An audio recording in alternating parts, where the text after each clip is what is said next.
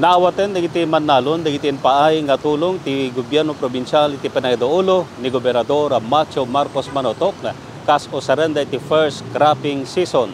Sigon kini Engineer Teresa Bacnat iti Provincial Agriculture Office in pamuspusan daytoy ni Gobernador Macho Marcos Manotok. Dagiti na ipay nga tulong ket nagduduma makinarya ken ramramit iti panagtalon, nagduduma ti klase na abono kang runana ti hybrid rice seeds. Malaksid kadagitoy in karipay ni Gobernador Marcos Manotok nagtultuloy ti fuel subsidy program tapno dadapay matulungan dagiti Manalon.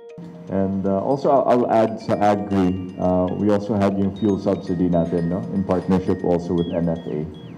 So tuloy-tuloy naman po ang aming assistance not only sa ating mga Manlalon but also sa livestock growers at fisher folk.